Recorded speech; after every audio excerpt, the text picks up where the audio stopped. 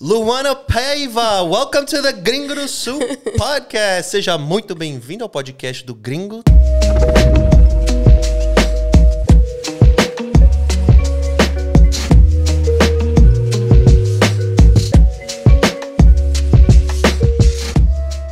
Não se assuste, o negócio aqui é meio high energy aqui, tá bom?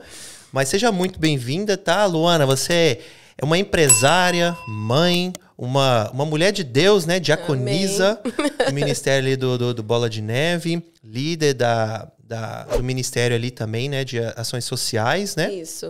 E hoje tem uma novidade aí, eu acho que você vai anunciar aqui, mas vamos segurar isso aí pro pessoal segurar um pouco aí e ficar naquela expectativa. Tá certo. Mas você, né, tem vários títulos, muitos empreendimentos e projetos, uma mulher que inspira, eu acredito que deve inspirar muitas outras mulheres. Então, é uma honra receber você aqui. Eu que agradeço o convite. Não, claro. Sou meia travada, mas vamos tentar bater um papo.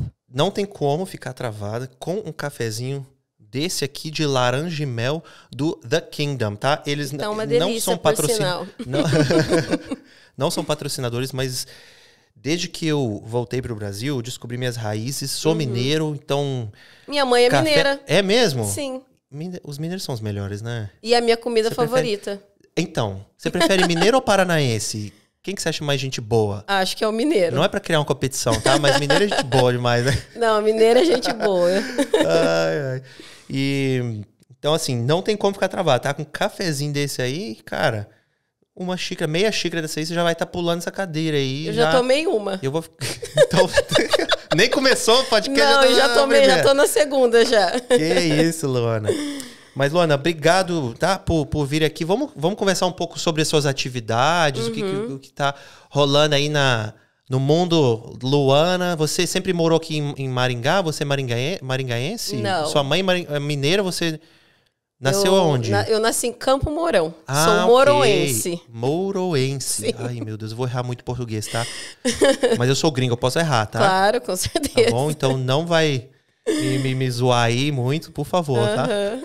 Então, Campo Mourão, aqui perto. Sim, aqui perto. Né? E 80 km.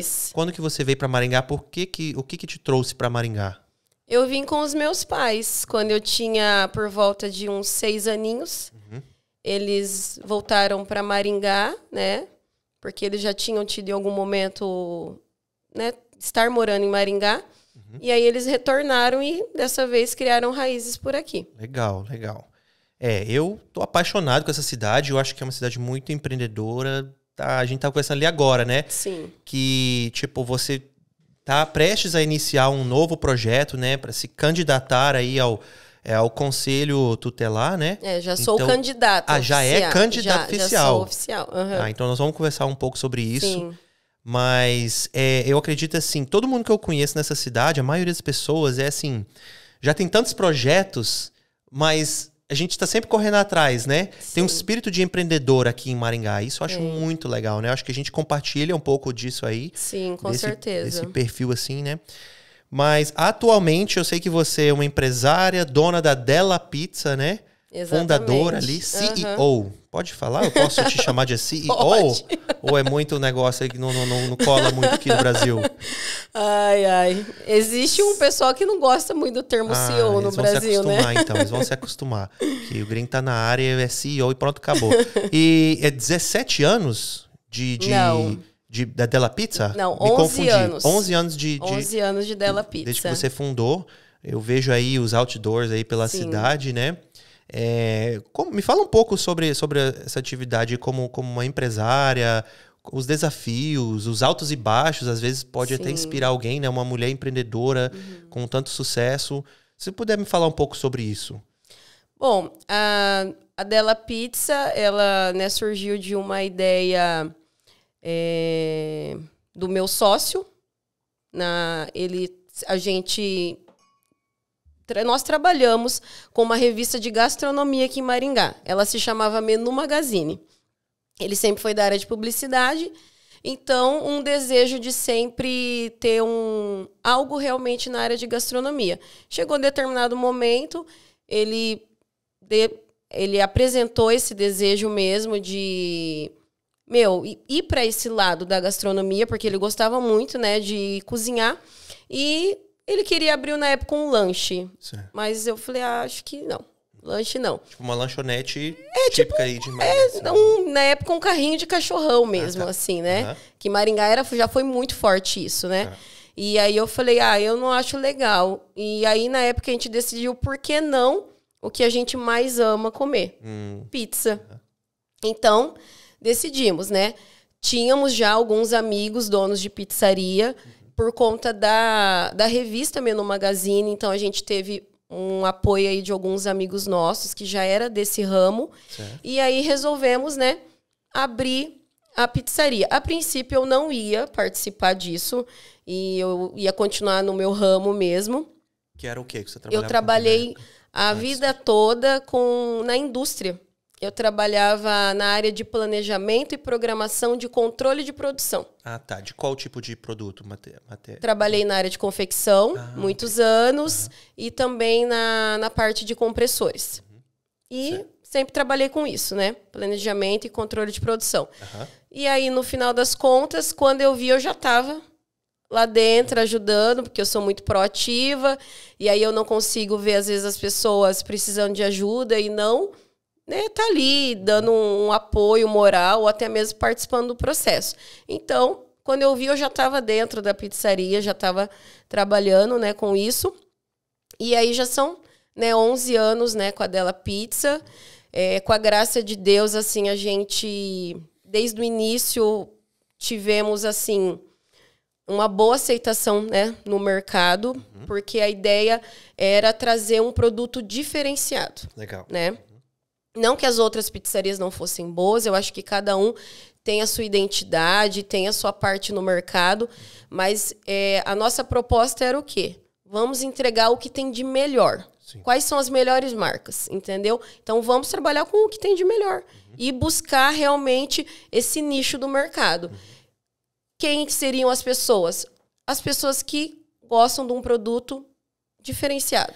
E eu o posso público dizer mais que eu exigente, entendeu? Eu sou exigente, tá? Você Sim. viu pelo café. Exatamente. Menos que isso, desculpa, tá? Tem que ser um cafezinho especial. Então, menos que isso não dá. E, então, assim, já provei da sua pizza e é maravilhosa. Eu posso Muito confirmar para os meus poucos seguidores, mas eu posso confirmar, vai pra Della Pizza. Vale a pena. E, cara, tem o quê? Tem uns 70 sabores, eu acho que você tinha me falado uma vez. Agora a gente até diminuiu um pouco, né, o cardápio, mas a gente tá aí com essa média de uns 60 sabores. Imagina, o cara pode comer uma pizza por semana da Della Pizza. Que não vai enjoar. Que não vai enjoar, porque toda semana tem um sabor. E me perguntam muito isso. Luana, você não enjoou de pizza ainda? Gente, eu não como pizza todos os dias, tá? Que fique bem claro aqui, porque senão, né, eu já estaria muito acima do peso. Então, basicamente, eu como pizza uma vez por semana. Mas não tem como enjoar, porque o que manda é o recheio, né? Sim.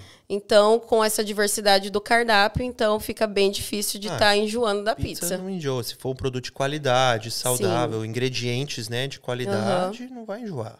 E a gente conseguiu, né, um crescimento ali em relação à Della Pizza, né, em Maringá, por conta disso mesmo, que a gente criou uma identidade. Nós não retrocedemos nisso, entendeu? Em relação às nossas marcas. Quem é o nosso consumidor sabe que a gente zela muito por isso, né? De realmente trabalhar com aquelas marcas e há 11 anos continuar trabalhando com elas. Né? Já se estabeleceu no mercado, né? Sim. Vocês já estão...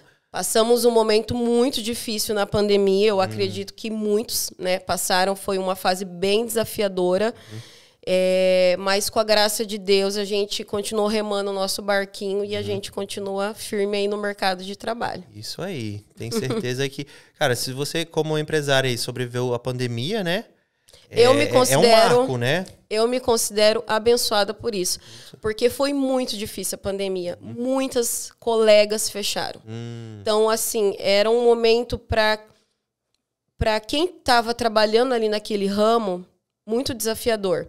Muitas pessoas acharam assim, não, Luana, mas você por ser delivery, porque na pandemia o delivery explodiu, entendeu? Você achou que você estava garantida ali no início? A galera achava isso. Mas o que aconteceu que não foi tão assim? Não foi o porquê. Eu também imagino. Por conta ainda que se vendia muito, mas a questão foi o nível da inflação no preço dos produtos. Ah, tá. Então os custos comeram ali os nossa lucros. margem de lucro caiu de forma muito violenta. E como que você repassa de uma noite, de um dia para o Exatamente. outro, para Uma pessoas crise que já mundial. uma crise? Exato. Não tinha As pessoas como. não vão pagar. A gente teve que segurar. Eu, né, a Della Pizza, particularmente, 2 anos a gente... Não, segurou sem aumento mais de um ano. Mais de um ano. Só injetando na empresa. Nossa. Só injetando. Praticamente viver na custa ali, né? Exatamente. Então, a gente viveu um momento muito desafiador, mas eu costumo dizer assim que, com a graça de Deus, né, esse período passou para todo mundo, porque não foi fácil para ninguém. Não para prolongar muito nesse assunto da pizza, mas uma curiosidade que eu tenho, né, como empresária. Você teve outros momentos... Eu imagino que você teve muitos altos e baixos nesses 11 anos. Você acha que esse foi uma das piores crises que a empresa passou? Ou você teve outras parecidas ali? Tivemos outra. Tiveram outras? 2015. Tá. O Brasil passou por uma crise em 2015. E a gente sentiu. E na época ainda eu abri uma outra unidade. Uau. E essa unidade permanece? Não, eu resolvi fechar ela. Eu falo assim que Deus foi muito bom. Porque eu já estava com o meu coração apertado em relação a a outra unidade que nós tínhamos, né? Porque uma é no Jardim Itália e outra era na Mandacaru. Então, a ideia era uma na Zona Sul e uma na Zona Norte. Então, em 2015, nós abrimos. Mas ali em 2019, aquilo começou, assim, me tirar a paz. Eu queria realmente fechar. Tá. E aí, conversando com o meu sócio, a gente decidiu mesmo. Em novembro de 2019, a gente fechou. E aí, 2020, a pandemia estourou. Então, eu acho que foi o melhor momento mesmo para... Uma decisão estratégica e divina ali, né? Divina, também. com certeza. Deus. Então, muito legal. Isso já mostra a sua, vamos dizer, resiliência, né? Para enfrentar desafios. Então, isso é muito legal. Mudando um pouco aqui de assunto, enquanto a gente estava conversando, eu estava lembrando aqui de como... quantos momentos que nós tivemos que Deus usou a sua vida para falar com minha esposa. Você lembra daquela época? Nossa, lembro. Você lembra daquilo ali? Lembro. Foi uma fase bem peculiar, né? Muito interessante ali, porque né, a gente tinha acabado de entrar no Bola e você como uma diaconisa, né? Às vezes, para quem não sabe, porque eu tenho um público não é só cristão, claro, às vezes... Então, assim, o que é uma diaconisa? O que é um diácono? Né? O que a gente tá ali para servir a casa do Senhor, né? E, claro, ali você tem algumas funções, né, em relação ao culto, a fazer com que aquele culto ele aconteça, né? A gente dá o suporte para o presbitério dá o suporte para o pastor, mas a gente tá ali naquela parte mais operacional mesmo, né? Porque o diaconato, se a gente, né, quem é o teólogo, estuda a Bíblia, né, existem diáconos, né, que ajudaram a estruturar a igreja. Então, não é um título inventado ali. Não. Um diácono é alguém, né, que está fazendo a obra de Deus e ajuda a ministrar as pessoas, cuidar das pessoas, né? Então tem o pastor, tem os presbíteros e os diáconos, né? Então existe uma ordem, existe uma estrutura. Eu acho assim que o Bola de Neve é que eu sou desde os 5 anos de idade, né? Que eu sou cristão, primeiro na Batista, Igreja Batista, lá nos Estados Unidos, e depois outras igrejas aí. Um pouco nessa pegada do Bola, mas não nesse nível supercharge, super adrenalina, como o Bola é, né, no espiritual. Eu falo assim que eu já tive muitas experiências assim sobrenaturais com Deus, mas uma coisa que eu falo aqui pro pessoal do Bola, eu falo, cara, vocês ligaram o turbo nesse negócio aqui, entendeu?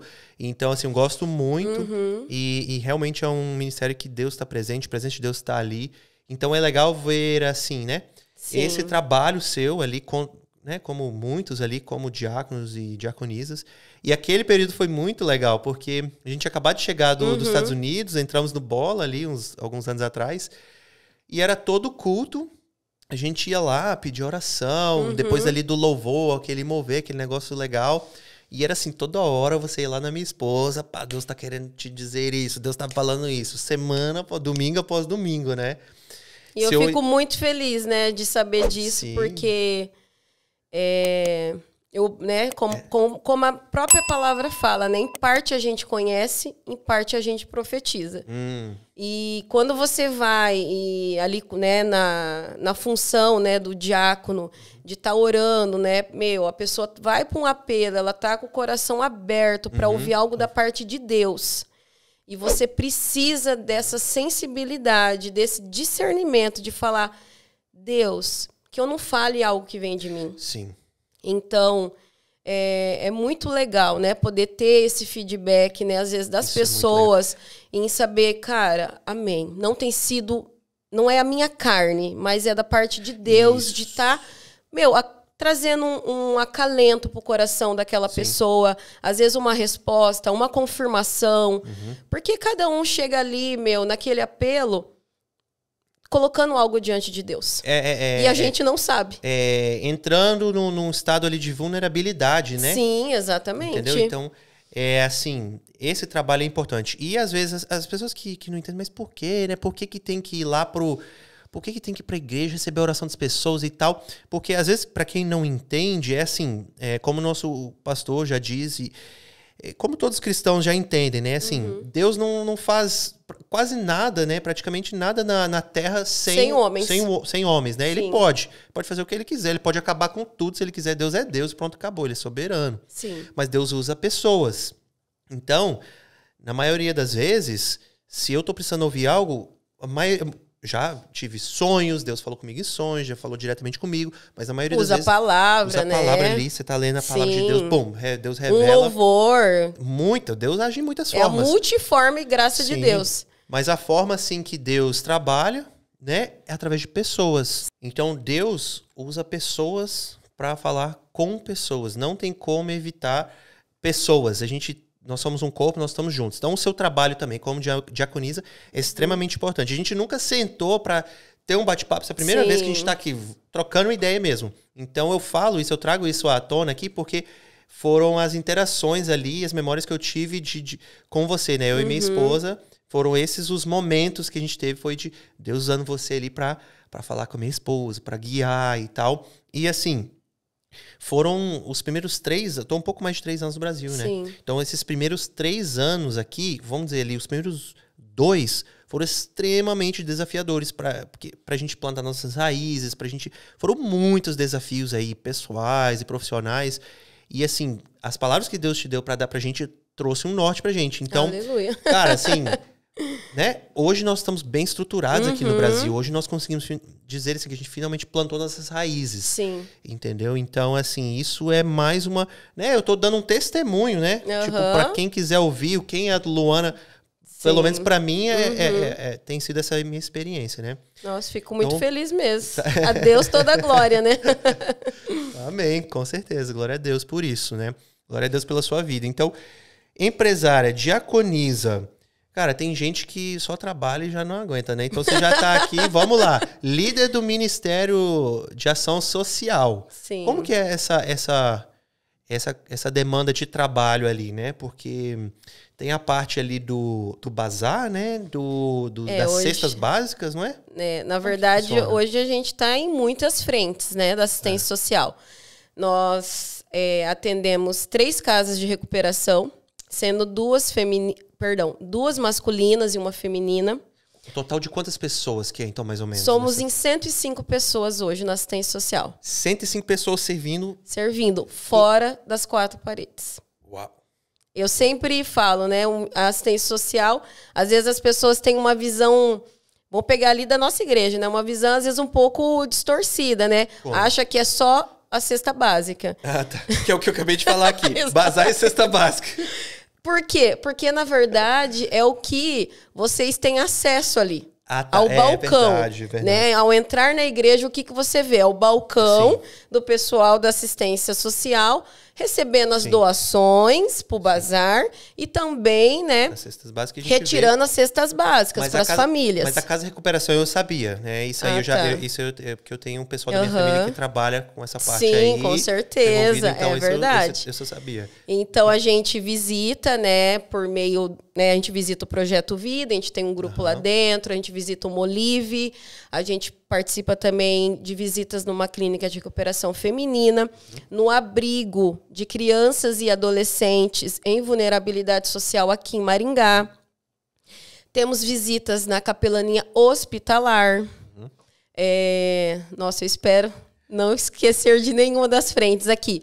Mas... são bastante coisas, né? A gente também tem uma parte de recebimentos, né, de doações, para que a gente já passa para as famílias que precisam. Certo. Aí tem a parte do bazar, que é a lojinha, onde a gente recebe as doações de roupa e consegue fazer os bazares para levantar recursos para assistência social.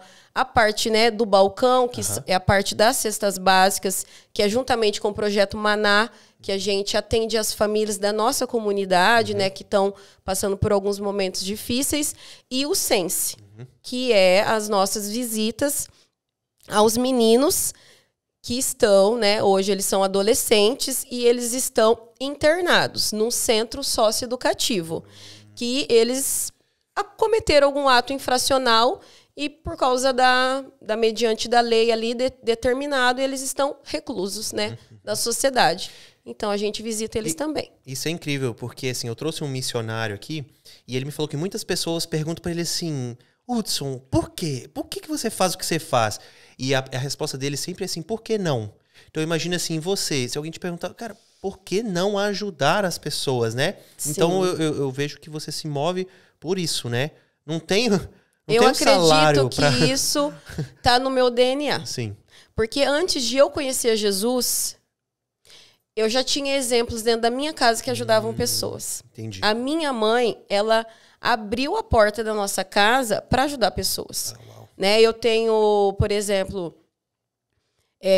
ela trabalhava numa loja e teve uma menina que veio lá do Maranhão, caiu aqui em Maringá e não tinha onde... Fez uma entrevista, passou no emprego, mas não tinha onde morar. Minha mãe, na época, a gente tinha um quarto a mais. Ela, cobrou um valor simbólico. E essa menina morou muito tempo com a gente. Até hoje, a minha mãe tem contato com ela, entendeu? Minha mãe também já, desde criança, ajudou uma outra amiga da minha irmã também. E até hoje, essa pessoa considera a minha mãe como mãe dela, entendeu? Então eu já tenho esse exemplo vindo da minha casa. Da empatia, da generosidade. Então isso já faz parte assim do seu histórico familiar. Sim. Você conheceu Jesus, o negócio já vai para outro nível, né? Porque explodiu, né? Na verdade, só potencializou. Porque Deus coloca essa inquietação dentro de nós, né? Para viver uma vida pelo outro, como cristãos, né? Eu costumo dizer que quando você descobre que você tem um propósito, um chamado, ou você é movido pela paixão ou pela indignação. E o meu caso, eu sempre fui movida pela indignação. Sempre foi? Sempre. Tá. Dá para fazer algo mais. Tá. Então, isso me leva a perguntar então sobre a sua candidatura ali ao Conselho Tutelar. Você já tem tantas atividades, mas talvez tenha algo te incomodando aí, então, né? Para se candidatar. Porque eu penso assim, hoje em dia eu falo assim, em qualquer área, né? Se você fizer só o básico do básico, você já está acima da média. Com certeza. Isso é em qualquer área. Com empresário, certeza. Ação social, tudo, né? Então, assim, o que você vê que não está sendo feito, então, nessa área uma proteção, né? Uma proteção Sim. a uma... As crianças e adolescentes. Crianças, né? Uma faixa etária ali que tem essa vulnerabilidade e precisa dessa proteção. O que você vê que não está sendo feito? O que você vê que pode estar sendo feito melhor? E como que você acha que você vai se envolver? E o que você pode trazer à mesa, sabe? Para melhorias nessa área? Eu vou falar assim, das minhas experiências, né? Então, como eu sou envolvida em questões sociais há 17 anos... E nos últimos 13 anos, eu acredito que Deus me fez ter esse feeling sabe, esse olhar mais peculiar para crianças e adolescentes. Então, eu tenho muita história para contar. Porém, fazem 13 anos que eu sou envolvida com crianças e adolescentes, né, em vulnerabilidade social. E eu visitei um abrigo de Sarandi, o Paim, por 10 anos. E ali eu conheci muita criança e muita adolescente. Eu vi criança chegar pequenininha e eu vi criança sair, entendeu? Então, eu tenho até uma história, né, de ajudar uma dessas crianças quando ela ficou maior de idade e precisou de ajuda. Quando... eu posso até citar o nome dela aqui, porque até nesses dias, né, eu até postei algumas coisas sobre ela e ela falou que não teria problema nenhum de falar sobre ela, é a Thalita. Ela é da nossa igreja, né? E eu conheci a Thalita quando eu visitava o abrigo, né, de crianças e adolescentes de Sarandi. Ela tinha 12 anos. E ela chegou numa situação de tortura. A mãe a torturava. Ela tem cicatrizes pelo corpo, né, muitas marcas, não somente externas, mas com certeza muito maiores internas. E eu conheci a Thalita ali, e nesse meio tempo ela chegou no abrigo, até aquele momento, tá? Eu não posso dizer a partir daquele momento, mas até aquele momento ela foi a primeira criança que chegou no abrigo pedindo ajuda. Uau. Ela eu chegou. não sabia, tá? Desse testemunho aí. Ela chegou no abrigo pedindo ajuda. E o abrigo acionou o conselho tutelar, entendeu? E o conselho tutelar fez todo o trâmite necessário para que ela pudesse entrar, né, para o abrigo. E como eu sempre fiz visitas mensais ali, né, como igreja, né, então a gente começou a criar um vínculo. Nesse meio tempo, eles entraram em contato com o pai dela, que morava em Recife, Pernambuco, e fez uma ponte com o outro abrigo de Recife para tentar uma reaproximação, entendeu?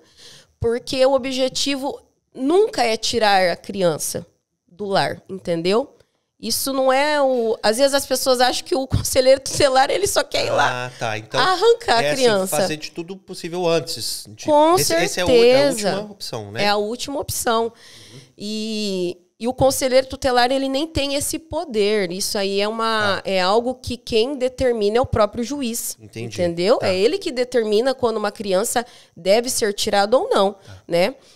Então, a Thalita foi para esse abrigo em Recife, fez a ponte com o pai, mas não deu certo. Voltou para o abrigo, depois voltou para a mãe, entendeu? Novamente. E aí ela já era, né, tinha uma idade um pouco mais avançada. A mãe demonstrou um início de mudança, mas depois voltou a ter os mesmos comportamentos. E nisso a Thalita fugiu novamente. Só que ela já sabia para onde fugir. Porque ela já tinha sido do abrigo de Sarandi. Então, ela só voltou para onde ela tinha, né, estado por um período. E a gente se reencontrou lá. E eu lembro que o dia que a gente se reencontrou, eu falei, nossa, eu conheço ela. Tipo assim, fazia muitos anos, né? E eu lembro que a primeira coisa que ela falou para mim foi, eu não acredito que você ainda continua visitando o abrigo.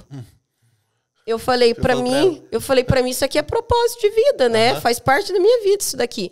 E a gente, né, teve uma conexão e eu lembro que em muitas visitas ela muito preocupada, muito angustiada. Por quê? Porque quando se completa 18 anos, o abrigo, ele é até 18 anos, entendeu? Quando se completa 18 anos, a criança, ela precisa, né? Perdão, a criança não. Aquele jovem, né, que já sai ali da adolescência e vai para a fase adulta, ele precisa seguir o rumo da vida dele, digamos assim, né? Seguir o seu caminho. Claro que ele não vai ser expulso, não vai ser, né? Deu prazo e você precisa ir, né? Mas é necessário, né? Começar a fazer essa transição. E eu lembro que uma das conversas com a Thalita, e ela, naquele momento de angústia, eu tive clareza do que Deus me encaminhou a fazer. Então isso é um propósito de vida, seu. É um Com propósito certeza, de vida. É um propósito de vida. Tá, tudo bem ali, tem um salário ali, né? Como você me disse. Mas é muito mais que isso, né? É uma missão de vida. Né? Eu falo E você não tá fazendo você me diz, né? Antes do podcast, não? Então, como você não tá parando tudo, Não, né, que você tá minha fazendo. empresa vai continuar normalmente. Entendeu? É Então, um assim, propósito de não vida é algo que você mesmo. precisa para se sustentar, é Não. algo assim, é um propósito de vida. Então, Sim, eu acredito que é óbvio, é aparente isso, né? com certeza. Pelo todo o seu histórico e tudo que você tá me... E poder ajudar ela, para mim, foi algo muito significativo, né? Não é à toa que quando ela completou 18 anos, eu busquei ela no abrigo, ela morou comigo 8 meses. Bom. Ela prestou concurso público, passou. Depois ela foi morar sozinha, né? Hoje a Thalita, ela faz parte da minha família, entendeu? Eu até falo, né, para as pessoas que eu sou mãe de 2, porém eu não gerei nenhum, Tá. né? Porque o meu filho, ele veio do meu... Quando eu fui casada, né? E eu criei o meu enteado. Então, para mim, ele é meu filho. Tá. E a Thalita, né, num momento ali de uma vulnerabilidade, né, da vida dela, ela se tornou uma filha para mim também.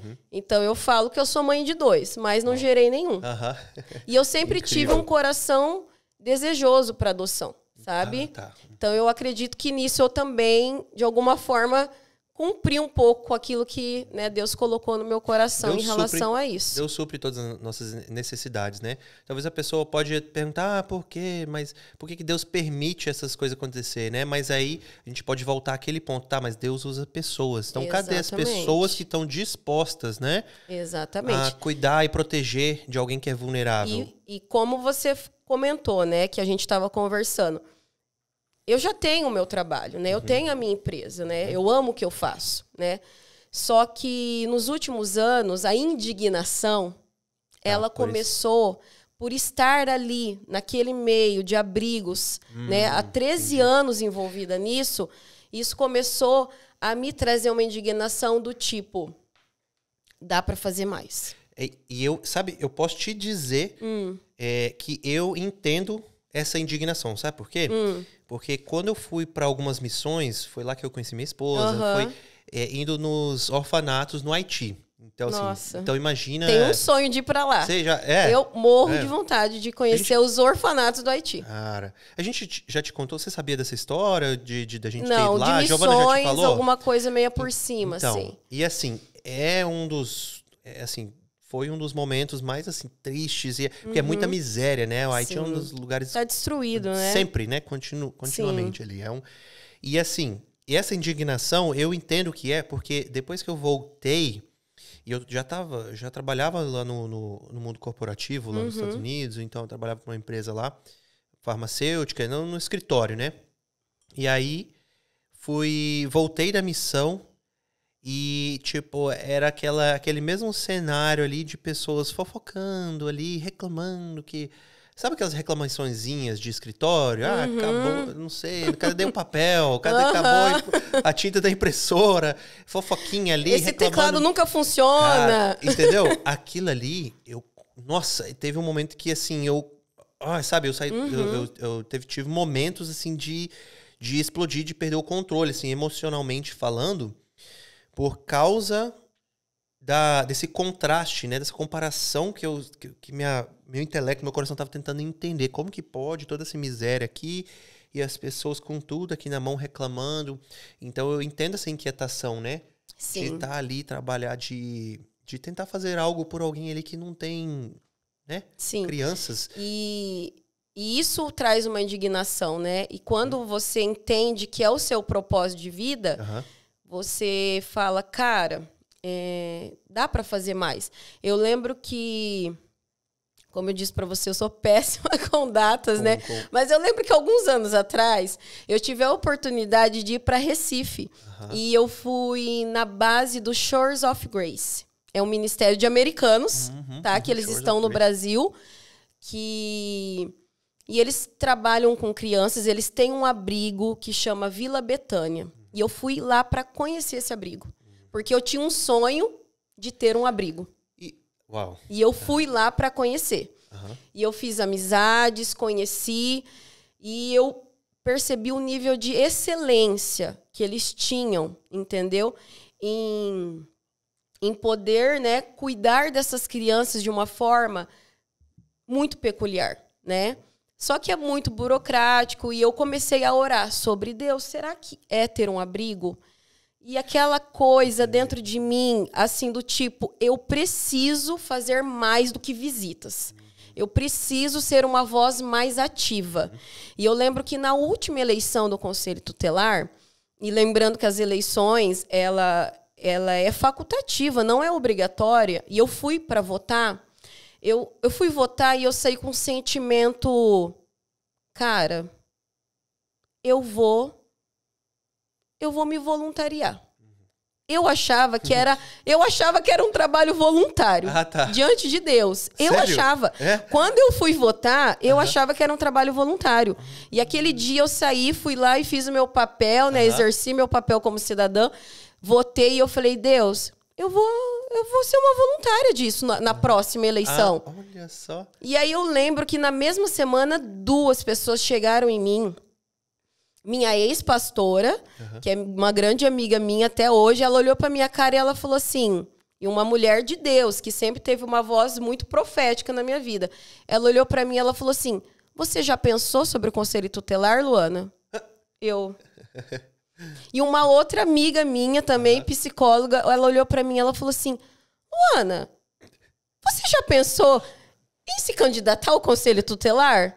Eu falei, cara, eu acho que é isso. Entendi o recado, Deus. Então, fazem 4 anos que eu tenho orado e colocado diante de Deus e permanecido como uma atuante no voluntariado, porque eu continuo, né, envolvida com isso, mas colocando diante de Deus e pensando, eu acho que chegou a hora. Eu sou uma pessoa que eu descobri ao longo dos anos que eu sou uma pessoa perseverante. Eu não desisto das coisas, entendeu? Então, se eu pegar uma coisa para fazer... Você vai até o fim. Eu vou até o fim. E quanto tempo que é o mandato, digamos assim? São 4 anos. Tá. Então, assim, a gente agora está aí, né, como candidato oficial ao Conselho Tutelar. E tem sido um misto de emoções, um desafio muito grande nesse período de campanha. Mas eu acho que é igual eu, né, coloquei ali nas minhas redes sociais, é mais que um voluntariado, entendeu? É uma missão, um propósito de vida. Missão de vida, sim. Eu tenho convicção de que, cara, como essa luz que brilha, que Deus me criou para ser uma voz ativa para crianças e adolescentes nessa situação. E como que as pessoas elas conseguem votar para você, por exemplo, eu como um gringo na terra brasileira, ainda descobrindo navegar esse grande país. Por exemplo, como que eu poderia, por exemplo, votar para você, para ser a conselheira? Quando que sai o resultado? Você pode me dar alguns desses detalhes aí? Bom, primeiramente, para você votar, você precisa morar em Maringá. Ok. E o seu título de eleitor ser daqui de Maringá. Entendi. Porque essas eleições, ela vai acontecer de forma nacional. Dia 1º de outubro, no primeiro domingo do mês, o Brasil inteiro vai estar movido. Os municípios vão ter votação. Vão estar se movimentando para essas eleições, entendeu? Então, as eleições vão ser do... Cara, um negócio muito grande. Das 8 da manhã às 17 horas, no seu colégio eleitoral... É mais ou menos do mesmo formato que uma eleição, entendeu? Então, você tem que ter o seu título de eleitor na cidade, né, que você vai votar. Vai ser no seu colégio eleitoral. Caso tenha alguma mudança, a gente vai estar informando nas redes sociais, mas também vai ter essa informação no próprio colégio eleitoral, entendeu? Caso, juntou 2. Quando você chegar naquele, vai ter um informativo mandando você se direcionar a outra, entendeu? Entendi. Caramba, assim, pra mim é algo novo, tô aprendendo, assim, né, é o podcast do gringo, tô aprendendo a ser mais brasileiro. Então, às vezes eu tô perguntando bem como alguém inexperiente, entendeu? Mas, assim, talvez tem alguém aí assistindo muitas pessoas têm dúvida. Tem pessoas que não sabiam nem que o conselheiro tutelar, ele era por votação. Tem pessoas que não sabem nem o que o Conselho Tutelar faz. Então é algo que precisa ser, existe uma necessidade de educar, né? E Sim, as mídias, se então falar mais sobre isso. esse trabalho então da mídia vai ser muito importante para você Sim. dar essa continuidade, E eu tenho né? feito, eu tenho buscado falar bastante no meu Instagram, Legal, né, tá. sobre algumas curiosidades. Claro que eu não sei tudo, porque eu não sou uma conselheira tutelar ainda, né? Espero em Deus ser. Não, mas é. Mas tenho buscado informações, porque eu sempre falo que existe uma grande diferença entre eu trabalhar com voluntariado, com crianças e adolescentes, que é numa parte social, né? O que você faz, Luana? Eu levo o amor, eu levo o acolhimento, eu levo a esperança, eu levo a palavra de Deus, né? Como capelã que eu sou. Ah, tá. Porém, é diferente quando você exerce a profissão do conselho Sim, tutelar. porque aí já é um outro nível de autoridade, Exatamente. de influência para trazer alguma mudança. Sim, exatamente. Né? Para uma situação, talvez ali, né, que não seja... E existe até um curso preparatório para isso. Eu estava buscando informações legal. sobre, né? Assim quando as pessoas são eleitas e tudo mais, e aí o ano que vem, né, elas assumem, né, essa cadeira, podemos dizer assim, existe um curso que vai preparar os quando conselheiros a pessoa for tutelares. selecionada ali. Exatamente. Tá. Ok, o ano que vem você tá, né, ali dentro do conselho tutelar. Então, existe um curso que eles... É uma capacitação. Entendi. Então, dia 1º de outubro desse ano é a votação, Sim. mas só ano que vem Só o ano que que iniciaria ali o mandato. Sim. Tem uma data já para esse Tem. início aí? Que seria? Mediante a UECA, né, a pessoa ela assume esse cargo dia 10 de janeiro. Ok, entendi. O ECA, para quem não sabe, é o Estatuto da Criança e do Adolescente, gente. Entendi. Tá. Muitas excelentes informações. Eu acredito que muita gente aí, talvez que não estava informado, não estava ligado, agora vão saber e vão entender a importância, né? Sim. A importância disso aí. E aí podem dar continuidade do aprendizado te acompanhando, né? No Sim, Instagram, que eu podem. vou, claro, jogar aqui nesse podcast para as pessoas poderem ir lá te acompanhar, né? E eu vou estar acompanhando também, porque, como eu disse, né? Eu entendo sua indignação. Eu tenho muitas cenas horríveis aqui, ó, que não saem. Com certeza. Por exemplo, tá? Crianças um cenário horrível que eu vi lá no Haiti. Crianças, assim, praticamente comendo papelão, dormindo em cima de papelão. Tinha um orfanato lá que tinha até macumba e altares de coisas muito macabres que eu vi lá, tá? Então, assim, eu falo porque eu entendo, tá? Eu entendo essa indignação, porque eu já vi isso aí. Então, eu digo tudo isso pra te encorajar, sabe? Te encorajar, porque as pessoas, às vezes, que não entendem, às vezes nunca viram essas cenas, né? Mas se a pessoa talvez for um dia com você para ir visitar, será que seria possível isso? A pessoa que tem esse interesse de ir em algum abrigo, ver como funciona o seu trabalho? Olha, essa possibilidade? É assim, o abrigo, ele é o que a gente visita, ele é uma instituição do município, entendeu? Então, qualquer um, né, que quiser pode buscar essa informação. Nós, né, como igreja, a gente tem uma equipe treinada e preparada. Através dessa equipe. Exatamente. Mas quem não pode ir fisicamente te acompanhando lá no Instagram já vai poder entender muito da importância desse trabalho. Exatamente. Né? Eu tenho postado algumas fotos de algumas ações, né, ao longo aí da trajetória. Sim. Tenho falado sobre algumas coisas também.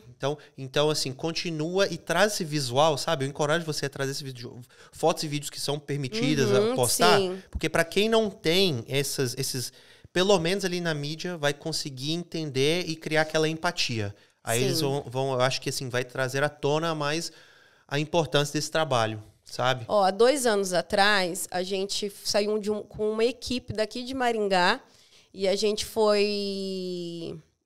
participar do Dia das Crianças na Cracolândia, em São Paulo. Eu falo que aquele dia foi mais uma das confirmações de saber que eu estava no caminho certo do que Deus tinha para mim. Porque assim que a gente chegou, eu lembro que a gente entrou na igreja, né? Porque foi pela Bola de Neve, que, né, tem uma bola de neve, né, dentro da Cracolândia, em São Paulo. E a gente, né, fez essa ponte, né, dos bolas. E aí nós fomos lá com uma equipe, né, da assistência social e fomos lá ajudar a servir essas 200 crianças que moram na região da Cracolândia, em São Paulo. E eu lembro que quando eu cheguei, a gente já se deparou com uma pessoa subindo as escadas com uma criança no colo. E a pessoa que estava com aquele bebê no colo não era a mãe da criança. E ela falou assim, gente, tem como dar um banho? Tem como trocar a roupa dessa criança? Porque a mãe foi usar droga e ela deixou esse bebê lá na barraca. Que é isso? Eu falei, Deus, não é possível. Imagina o perigo daquele bebê dentro daquela barraca, sozinho. Alguém ouviu o choro da criança, entendeu? E foi e socorreu. Então, você vê a situação da vulnerabilidade que, às vezes, as crianças elas se encontram e a gente não sabe. E essas situações, assim, eu tive essa experiência no Haiti, na África e tal. Mas isso acontece aqui em Maringá. Em Maringá. Em Maringá, porque se existem abrigos acolhendo crianças, é porque existem crianças em situações de risco. E Maringá já foi votado como aí top 3, uma das melhores cidades para morar no Brasil. Sim. E a gente ainda vê esse tipo de situação aí acontecendo aqui no nosso quintal, né? Exatamente. Então é um trabalho extremamente importante. Eu tenho certeza que você deve ter centenas, milhares de histórias, experiências, né? Mas pela questão do tempo, nós vamos partir para a conclusão, para encerrar. É uma situação, é um assunto delicado, é um assunto sério, né? Não é algo para se brincar, mas assim, a gente precisa falar. A gente precisa falar dos detalhes também, igual esse tipo de situação, porque as pessoas precisam entender. Assim, elas precisam criar esse visual na mente, assim, do cara, realmente isso aí tá acontecendo aqui. E isso é uma situação, né, que a gente tá falando ali, de de pessoas com extrema situação de vulnerabilidade. Ok. Mas é igual a gente estava conversando, né? Existem crianças que estão em situação de risco que também são da classe média e são da classe alta. Quando a gente traz um assunto como abusos. Sim. Né? Então, quando a gente vê numa situação ali de pobreza, igual você falou, a criança lá no Haiti, numa questão de higiene. A gente tá falando aí do extremo. Exatamente, de um país da pobreza. Com a pobreza. Né? Da classe baixa. Mas quando a gente pensa, Luana, classe média e classe alta também usam o conselho tutelar? Usam. Porque aí existe um outro olhar, né? É o olhar do quê? Não é a questão só financeira, a questão precisando de uma vaga numa escola pública, entendeu? Porque o conselho tutelar, ele também auxilia nisso. É o quê? É a questão do abuso, da pedofilia. Exatamente. Porque o dinheiro daquela criança, da família, pode ter comprado uma casa para ela, mas conforto. Mas não comprou um lar. Exatamente. O dinheiro compra uma casa, mas não um lar. Então, tem muitas crianças morando, talvez, em mansões que não tem um lar estruturado, vivendo em situações de vulnerabilidade, situação de risco. De risco. E quem que vai lá? Quem que vai saber? E existe, né? Se você hoje jogar ali no Google, você vai ver que existe estatísticas que a grande maioria das crianças e dos adolescentes hoje que sofrem abusos, eles são abusados pelos de perto. E os de perto é quem? Pais, tios, avós, entendeu? Então, às vezes a gente fala, cara, será que as nossas crianças elas estão tão bem protegidas assim? Porque o conselho tutelar, qual que é, né, a função do conselho tutelar? Ele é um órgão que está zelando pelos direitos das crianças e dos adolescentes. E a criança e o adolescente, ele tem, sim, o direito, cara, de ter uma proteção, de ter uma dignidade, você entende? Né? De ter uma infância, sabe? Então, assim, é um assunto sério que as pessoas precisam realmente tomar consciência da importância, de sair das suas casas de forma facultativa, né, de livre e espontânea vontade e irem votar no dia 1º de outubro. Isso é extremamente importante, tá? Luana, muito obrigado por me ajudar a entender mais ainda a importância desse tipo de trabalho. Eu que Hoje, agradeço. após essa 1 hora mais ou menos de bate-papo, eu sou uma pessoa mais informada agora, graças a você, tá? Então, Sim. obrigado por isso. É o que eu busco fazer através desse podcast, me informar, ser um cidadão informado, a gente precisa ser, né? Para saber o que está acontecendo aqui no nosso quintal. Por quê? Nós estamos criando, nós estamos influenciando o mundo que nossas crianças vão viver, né? Com certeza. Então, é extremamente importante. Obrigado, tá? Luana, no início desse podcast, eu não te avisei que após a conclusão desse podcast, você iria conquistar o seu selo imaginário do gringo. O seu selo que é o... Imaginário? Ele é imaginário, porque eu ainda não tenho. Eu tenho que procurar um designer para me... Entendeu? Entendi. Mas esse selo é tipo um green card. Sabe o green card? Sim, que te dá acesso? Tá, mas ele não te dá acesso aos Estados Unidos. Ok. Ele somente a voltar para esse estúdio. Legal. Fazer outro podcast, tomar outro cafezinho desse aqui. Então, muito obrigada. Parabéns, tá? Você conquistou seu selo do gringo do sul. E foi muito divertido, foi muito legal, né? Não é um assunto pra gente ficar aqui rindo, é um assunto sério, delicado, mas precisa ser dito e falado pra gente ser mais informados, né? Com certeza. Então, muito obrigado, tá, Luana? Eu que agradeço. Deus te abençoe nessa Amém. jornada, que Deus te dê forças, tá? E sabedoria. Amém. Vou precisar mais ainda. Com certeza, mas, ó, né, como a palavra disse, né? Busque a sabedoria está na multidão dos conselhos, né? Então busque pessoas, né, que vão te dar conselhos, bastante pessoas, e, né, esteja aí sempre, como você já está, né? Em volta de pessoas sábias, né? O conhecimento é fácil, qualquer um pode ir no Google e adquirir conhecimento, mas a sabedoria vem do alto. Exatamente. Então, Deus te abençoe. Amém. Deus te abençoe ali no dia 1 de outubro. Estaremos acompanhando, tá bom? E vai dar tudo certo. Amém. Tenho certeza que Muito já obrigada. tem uma cadeira para você reservada lá. Que a vontade de Deus seja feita. Amém. Até a próxima, tá, Luana? Até. Obrigado. Eu que agradeço. Tchau, tchau.